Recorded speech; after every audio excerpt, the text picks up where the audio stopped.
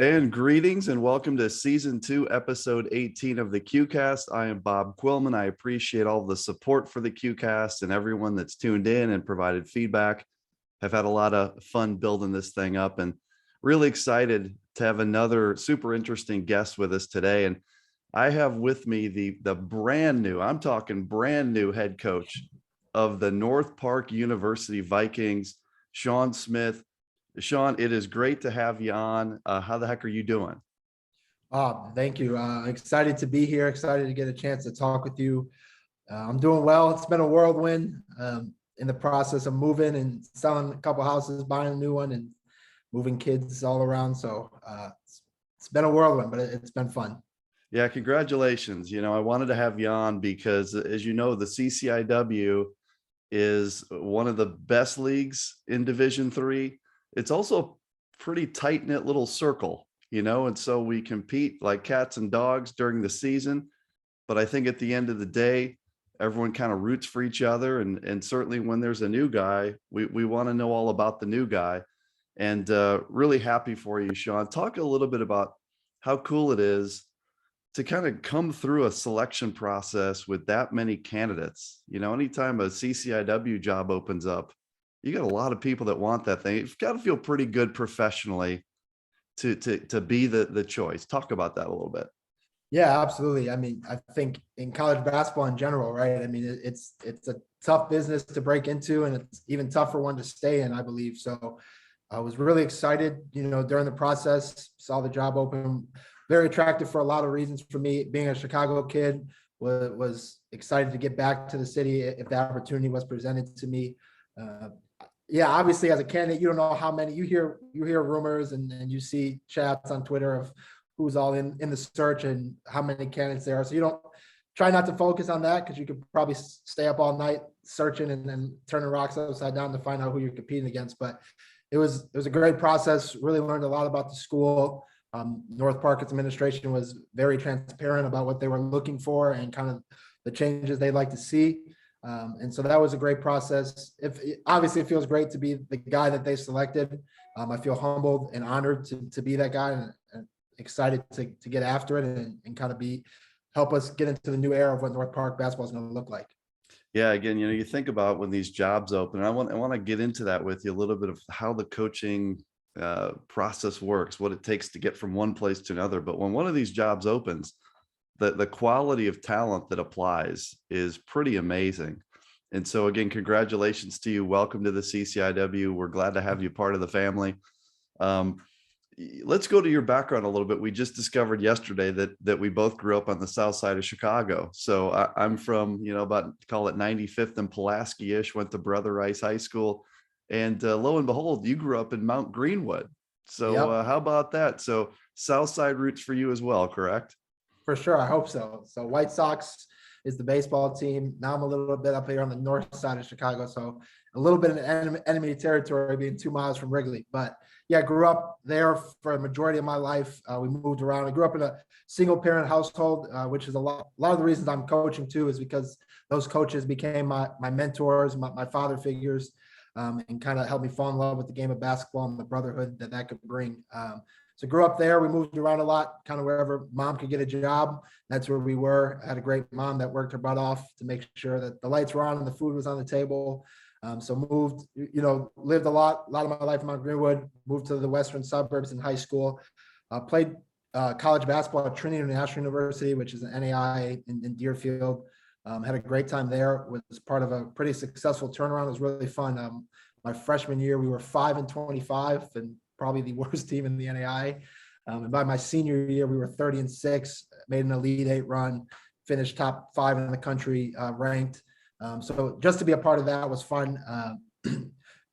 After that, took a year off was kind of burnt out with basketball, to be honest with you. Put a lot of time and effort into it. I just got married, moved out to Virginia to work a job outside of basketball, and then jumped into it. It got to about October, and I was like, I'm not done with this sport. So jumped on a high school staff out there, had some success, fell in love with coaching, came back to Wisconsin, coached a few years of high school here or there in Wisconsin. and then jumped down at Wisconsin Lutheran College, and that's where I've been the last 3 seasons. Have had some good success there, and and then here we are at North Park. So a quick rise, but very excited to be where I'm at, and for the opportunities of all the coaches I've learned under, and all the things I've learned. And every coach I've worked for has let me have a huge hand in the program, which I believe is the best way to learn is to do it. So I've been very blessed in that area.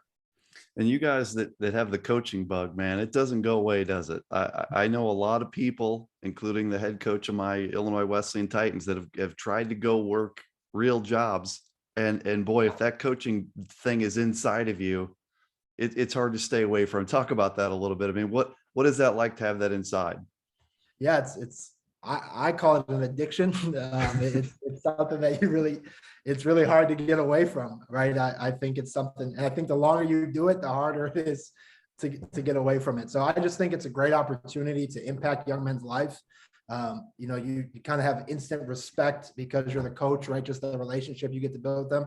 And so you can really speak into them about what it means to be, a great father or a great husband or a great community member. What does that look like?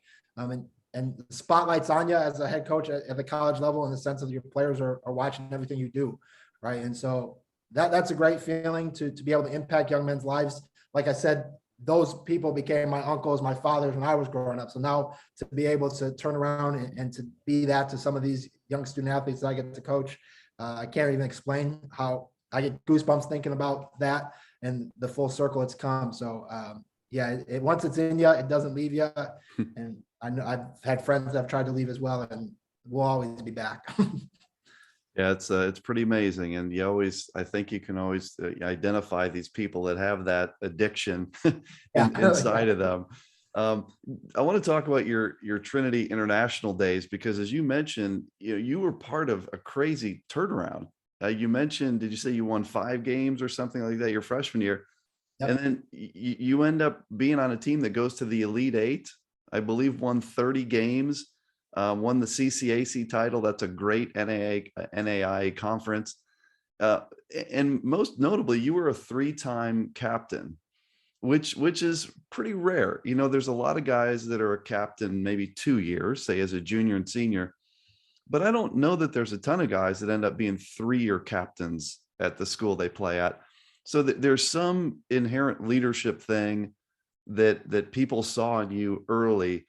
Talk about that a little bit. I mean, what led you to kind of be looked at as a leadership role in college to where you were a 3-year captain? Yeah, that's a great question. I think one of the things I think God has gifted me in is just relationship building, right? And I love meeting new people. I think part of that is kind of the way I grew up. We moved a lot. And so like every year we had to make new friends. I was in a new environment. So I just became the person that was very outgoing. I was going to introduce myself. I was going to put myself out there. And so I really believe that's a big part of leadership, is being able to relate to people from all different backgrounds, maybe people that you don't even have things in common with, but to find common ground. And I think that's a lot what I did at Trinity. Trinity is a very diverse school. It's international in its name, and it's very true to that name. And so I love being a part of that program for that reason, because there's people that weren't like me, that were different, had different stories, but we all had a love for the game of basketball. We all loved getting after it in the gym and in the weight room together. So I think that's what my teammates saw in me, is a guy that, went out of his way to build relationships with, the manager all the way up into our best player, who was not me. So wanted to make sure that I had those relationships. And talk a little bit, if you would, about NAIA basketball, because I think a lot of the folks that only pay attention to Division III, a lot of them I've found kind of look down at NAIA, but boy, that's a high level of basketball. When you look at like the Olivet Nazarenes and the St. Xavier's, and then just nationally at some of these great programs out there, how do you compare and contrast NAIA with Division III? I'm just curious for your take on that. Yeah, it's a great question. I obviously love NAIA basketball because I played it. I saw the level of competition. I think just like the CCIW and where there's Division I and II transfers all the time, like the NAIA is the same thing. Obviously, they're able to offer athletic money, so that helps them a ton, attracts students to their institution. So I compare and contrast. I think it's hard to say in the sense like there's some really, really good Division III teams that would beat some good NAIA teams and some really good NAIA teams that would beat the other way. So I think the level's very similar in a lot of ways. I think small college basketball in general, there's players from Division II all the way down to, the NCCC, the CCCA, right? Like there's players everywhere. So especially in today's day and age, I love the NAIA. Definitely don't look down on it. I think, the coach that took over my sophomore year when we started kind of taking that big leap from the 5 to the 30 wins, I had won an NAIA national championship before he got the job. So being able to go back and play some of those teams, he scheduled pretty tough for us, and that was fun to play Division I, Division II guy. I remember my sophomore year, Brandon Paul's little brother, who was at Illinois, played at Robert Morris, and just 6'9" and freak, can do it all, and that was fun to play against. Yeah, it's I've always followed NAIA pretty closely, and I think people sometimes do give it kind of a bad rap. And if they watch it, I think the best NAIA teams, the best Division III teams, those are pretty even. Yeah. And in some cases, the top of NAIA probably would beat the top of Division III in some of those cases. I mean, because these are scholarship kids, et cetera. Let's talk about your new employer and the North Park Vikings. So, you walk into the Cracker Box on game night and you see 5 national championship banners hanging over that basket. It's 78, 79, 80, 85, 87. In fact, I think they're painted on the wall right behind you there too. There they are. It's been a kind of a tough go for North Park ever since that last national championship in 87. I think since then there's only been one conference championship, and it was the one just a few years ago when there were like North Park, Carthage, and Augie all tied in 2017, maybe. So proud program that's kind of had a tough way in the CCIW for many, many years now.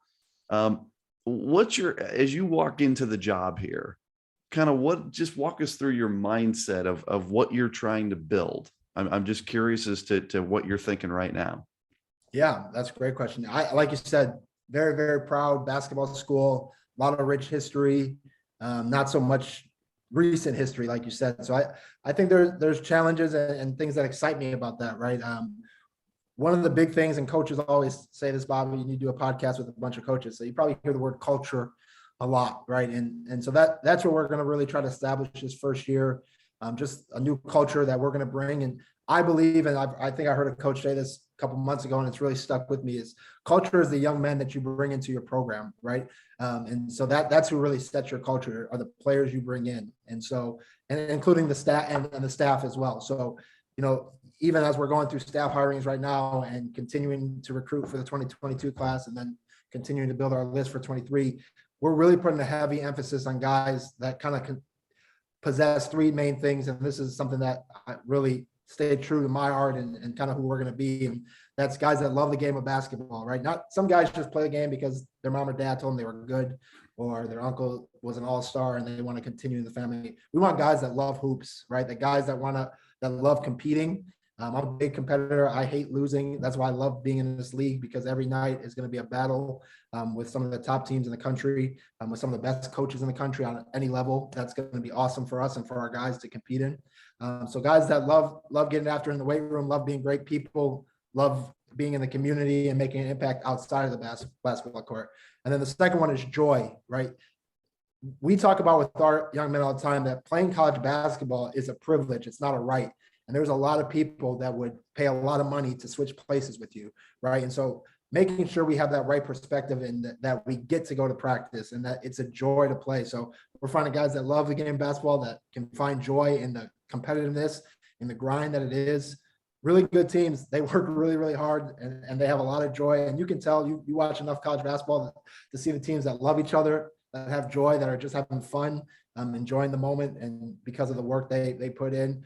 And then toughness. I mean, this league is about as tough as they get in terms of small college basketball.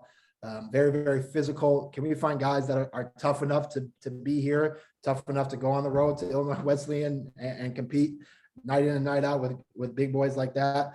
So we're looking for toughness, and not just physically tough, but mentally tough, right? Game of basketball is a game of runs. It's a game of up and downs. Can we get guys that can move on to the next play, guys that are able to believe that they're good enough to be on the floor, that they're confident, and all that comes from preparing and making sure that we're putting in the work in the off season and in season as we get it. So those three things are kind of the culture we're trying to establish. I'm not one to make promises, but I'm excited about the opportunity to see how we can get this thing rolling again. When you get a job like this in, mid-April, by mid-April, most recruiting classes are just about over in the CCIW. Maybe people are wrapping things up, as they approach here the middle of May. It seems like it's a pretty tough place to be in terms of trying to recruit sort of some last minute guys. But nowadays with the transfer portal and everything, there's a lot in flux. What has your approach been the first 2-3 weeks here in terms of trying to find maybe some good recruits to add to this class of 2022? Yeah, no doubt. I think you hit it on the head. Wisconsin Lutheran College, where I was coming from, our class was pretty wrapped up, and a couple other cherries on tops that they've added in the last couple of weeks that, excited to have. And I think, like you said, most CCIW classes are probably done. So, the first couple of weeks has been a lot of conversations with returning players, with the fifth years and, some transfer portal guys trying to figure out who's coming back, who, have a team meeting, talking about the new standards, what we're going to do, and making sure they're fit for us and for our program, and that we're fit for them. And that's important to me. But yeah, we've been grinding in terms of recruiting. There's, like you said, the transfer portal is huge. But there's also a lot of unsigned seniors still that we think can play at the CCIW level. We're going to play a very different style of basketball than the CCIW has in the past, maybe, or that North Park has in the past.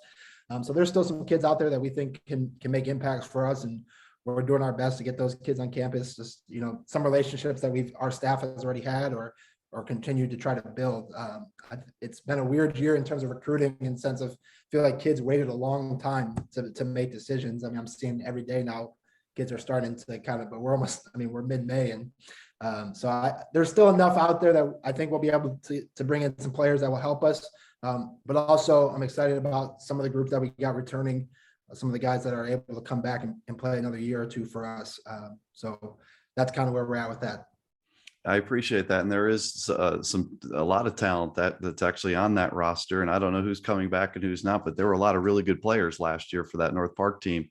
We're talking to Sean Smith, the new head coach at North Park, coming from Wisconsin Lutheran.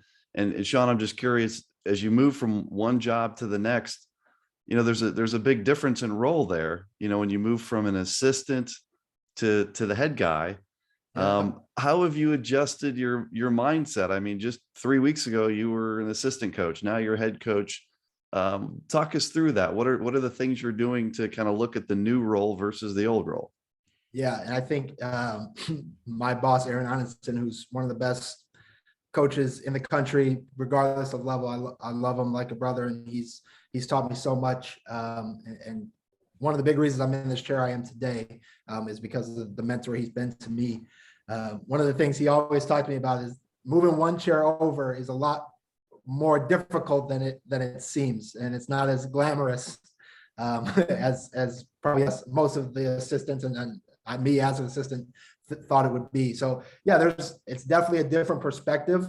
One of the things I think that I tried to do as an assistant is think like a head coach. I tried to treat Wisconsin Lutheran like it was my program in a lot of ways. Like I tried to recruit the kids that obviously me and the head coach had conversations about the type of kids we wanted, but we were very much in line of the kids that fit WLC and how that is. So that to me was important to make sure I continue to do that. And then, yeah, as a head coach, obviously everything falls back on your desk now, right? Like the wins and losses are, as an assistant, they matter, but they matter for me. I still lost sleep over them when we did lose, but I'm sure that my wife would tell you I'm a little more stressed now than I was 3 weeks ago, just trying to figure out everything. Part of that's just jumping into the seat and having to figure out everything as you go. But yeah, it's definitely different. I'm excited about that challenge though. And I think, one of the ways we talk about with our guys, and I think this is true for myself, is confidence comes from preparation, right? And so I've been preparing to be a head college basketball coach pretty much since I jumped back in after that year off after college. And so I feel like it's been a long journey, but a short one as well. That I just have, like I said, have been involved in a lot of different programs that have helped me prepare me to get here. So I'm confident in the ability to do it. But yeah, it's definitely different moving one seat over. In terms of the CCIW, when you were considering applying for the North Park job, I'm just curious kind of how you looked at the league, because it's a tough league to be building in. You know, when you think of all of the established programs, you have one that just played in the national championship game that didn't even win the regular season title, right? And then you got another one that was in the Elite Eight. You have another one that was in the Sweet 16. Oh, by the way, none of those include Augustana. They've been fantastic. North Central, who's fantastic. Like, you have all of these programs, and I'm just curious, as you were thinking about this, hey, do I want to do this? How do you process the fact that it's a very tough league? Is that I assume that's a draw to you, but how did you think about that coming in? Yeah, I think, gone are the days where you graduate 4 seniors and it's a rebuilding with the transfer portal. I really believe that Illinois Wesleyan and Elmhurst and all those guys, North Central, Augustana, they're always going to attract really good players because of their history and because of who they are. So I definitely thought about that.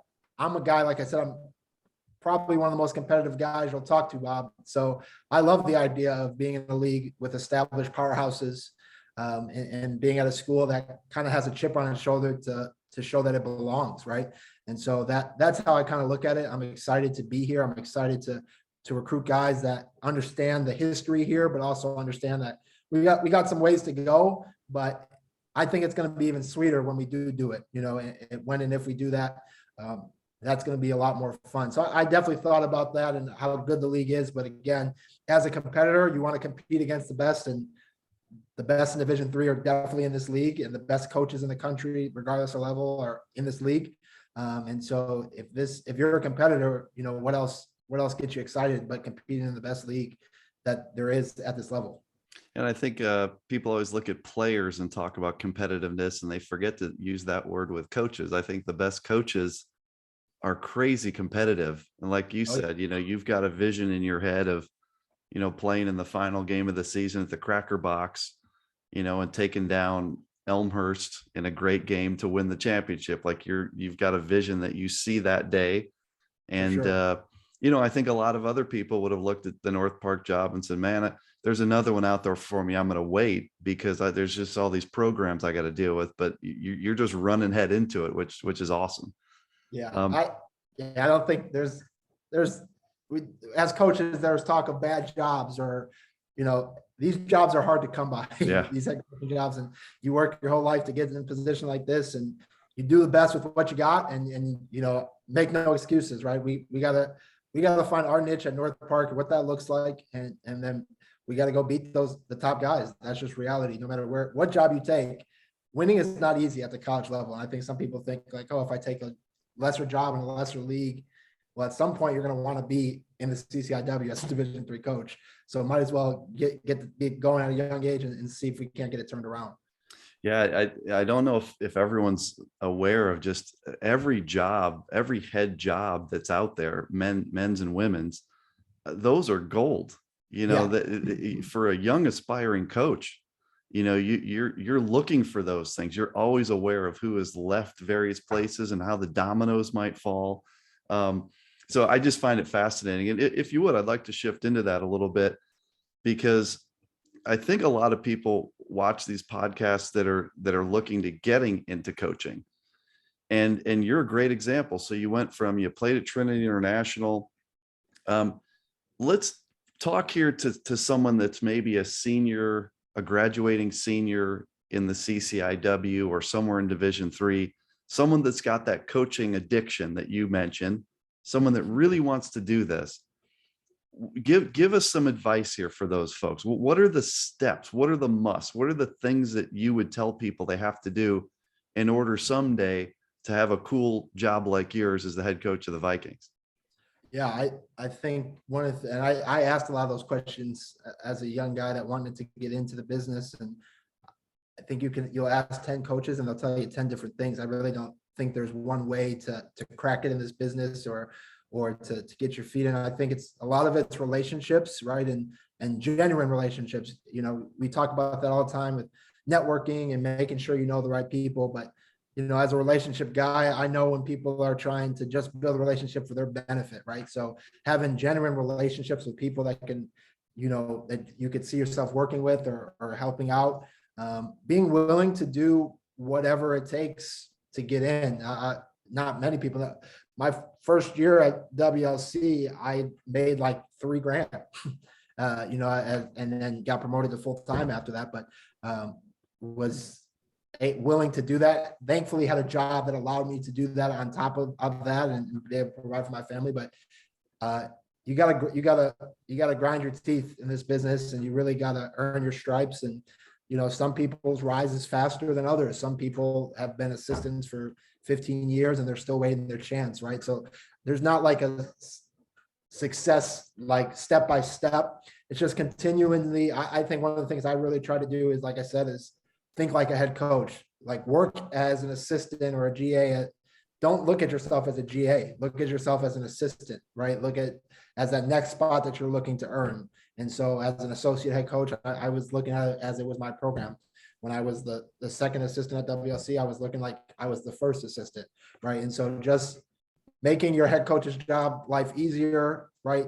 Being dynamic in a lot of different ways, whether that's relationship building, recruiting. You know, now today, I mean, I look at some of these jobs on HoopDirt and for these Division I jobs, and they're asking you to send graphics, right? And like to get on, you know, and so if that's something you do that, great. If that gets your foot in the door, awesome, right? So just finding your niche, finding who you are, and really building your own brand, if that makes sense.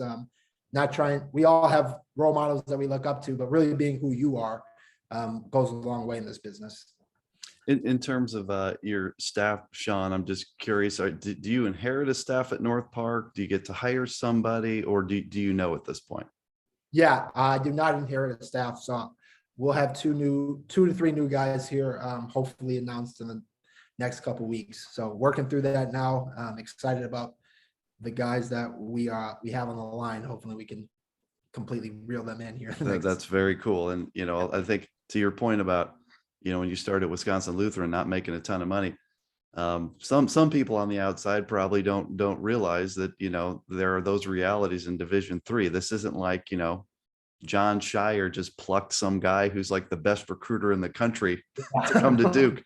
And I don't know what that guy's paid, but you know, probably these assistants you're about to reel in and close the deal on, they're probably not going to get paid what Shire is going to pay the Duke guy. Is that correct? That's very correct. And I'm not getting paid anywhere near what Shire's getting paid either. So we're all in the same boat there. But yeah, that's part of the business, right? That's how you get in. So that's how right. And you know, some things you said there, relationships, that's probably the number one thing that coaches always say. It's absolutely true that your profession seems to be so relationship driven. Absolutely. It seems like most jobs in some fashion or form get settled through relationships that have been built over the years. You've got to be ready to go where the job is. You know, it seems to me there's a lot of people out there just sitting there looking at a certain job saying, you know, when that guy retires, I want to be the guy. But it usually doesn't work out that way. You know, like you can't pass up a great opportunity sitting there waiting for some job that may or may not come open in 10 years, you know? For sure. Yeah, you got to be willing. And, you know, for me, my family has to be on board as well. Right. I'm young, but I'm old in the terms of my family. I'm married with 3 kids. And so moving them is obviously a big part of the conversation. And that's also part of it. You know, as young single guy, be willing to go wherever and do that. And it only gets harder as you get married and your kids get involved in school and all that. And then it's those conversations, it's more than just about you and the right fit. So you hit it right in the head about, like, when you're young and able, don't just stare at one job, because if I would have told you that I was staring at North Park for the last 4 years, that would be a lie, right? Just was able to, when the opportunity came, it was a great time for our family, and we were able to take it. In terms, just a couple more questions here, is in terms of kind of engaging the North Park fan base. I'm curious as to your approach on that, because that's a really rich tradition, and you've got a really proud alumni fan base there. And when that gym is rocking, it is the toughest place to play in the CCIW. And it's not, number two wouldn't be close, because when Yeah. that place is so, everyone's so on top of you. And when it's loud, it's loud. And I'm just curious, I know that you've thought about this, like, how do you get people back there? How do you get them rallying around your program?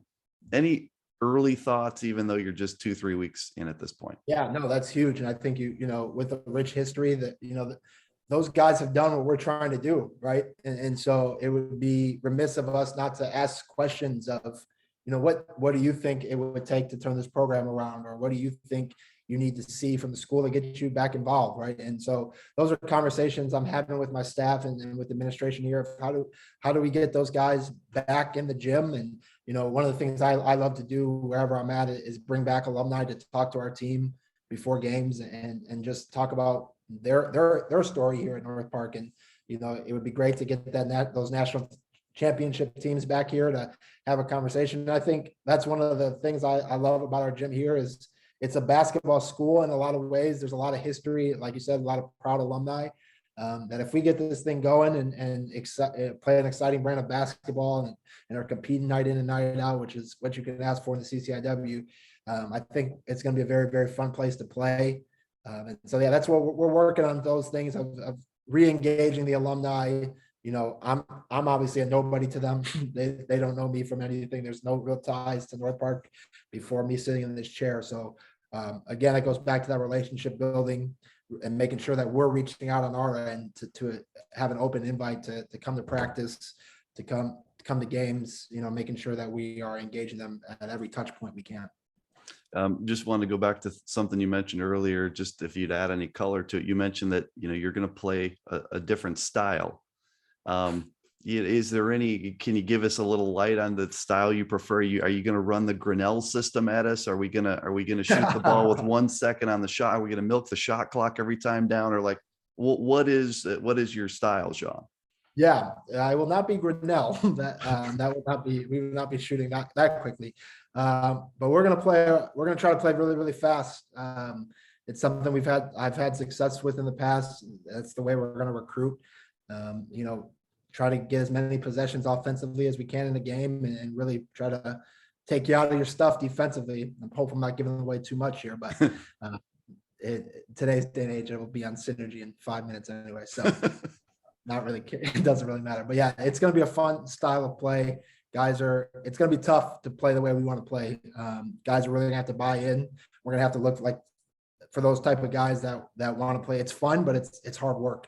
Right. And so making sure that we recruit in that way where we're able to get up and down as much as possible. And from what I know, and Bob, you're more of the CCIW doctor than I am. That's a little bit different than the way it's, most of these teams played. And we, I think one of the things that North Park has going for us is we can be different, right? We are different than a lot of the schools. And so we're going to live into that niche and find guys that want to play differently than maybe some of the other top dogs are playing right now. So yeah, that's a little preview of what we're hoping to do as we get this thing rolling.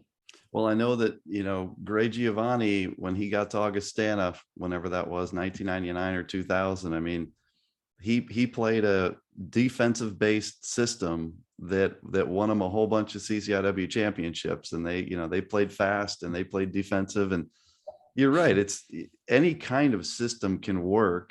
It's just a matter of matching your personnel to the system. And it's going to be exciting to see your recruits come in and put them in your system.